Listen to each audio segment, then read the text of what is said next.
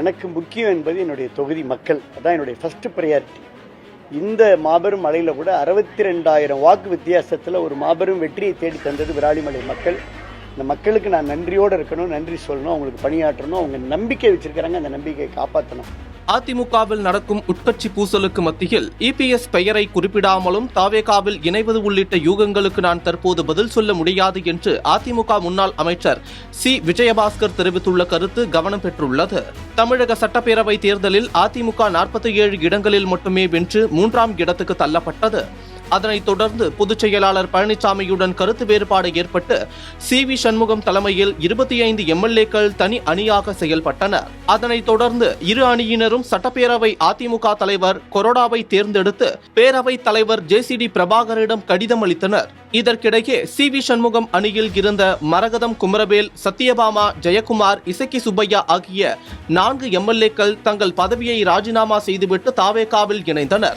இந்த நிலையில் சி.வி. சண்முகம் அணி எம்எல்ஏக்களான S P. Velumani, C. Vijayabaskar, K P. Anbazhagan உள்ளிட்டோர் பழனிசாமியை சென்னை பசுமை வழிச்சாலையில் நேற்று சந்தித்து சமாதான பேச்சுவார்த்தை நடத்தினர்.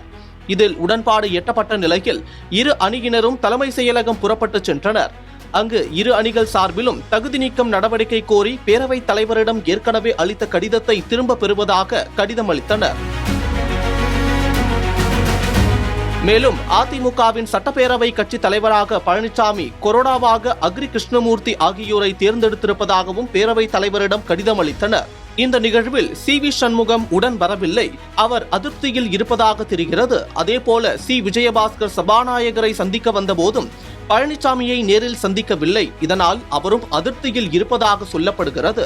இந்த நிலையில் புதுக்கோட்டை விராலிமலையில் உள்ள இல்லத்தில் தனது ஆதரவாளர்களுடன் விஜயபாஸ்கர் என்ற ஆலோசனை நடத்தினார்.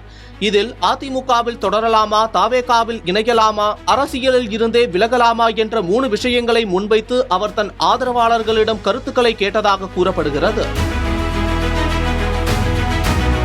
இதனையடுத்து செய்தியாளர்களிடம் பேசிய அவர், இந்த சூழலில் இன்றைய அரசியல் களம் என்ன, அடுத்தடுத்து என்ன என்பது குறித்து எனக்கு மகத்தான வெற்றியை கொடுத்த என் தொகுதி மக்களின் உணர்வுகள், கருத்துக்களை கேட்டறிந்தேன். அதேபோல் என் வெற்றிக்காக உழைத்த கழக நிர்வாகிகள், மாவட்ட ஒன்றிய கிளைக்கழக நிர்வாகிகளிடம் கருத்துக்களை கேட்டு வருகிறேன். அவர்களின் கருத்துக்கள், எண்ணங்கள், உணர்வுகளை உள்வாங்கிக் கொண்டிருக்கிறேன்.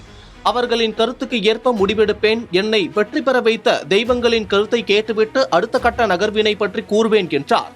இந்த செய்தியாளர்கள் சந்திப்பின் போது தாவேகாவில் இணைவது உள்ளிட்ட யூகங்களுக்கு நான் தற்போது பதில் சொல்ல முடியாது என்றும், ஒருமுறை கூட அதிமுக பொதுச் செயலாளர் எடப்பாடி பழனிசாமியின் பெயரை விஜயபாஸ்கர் குறிப்பிடவில்லை என்பதும் குறிப்பிடத்தக்கது.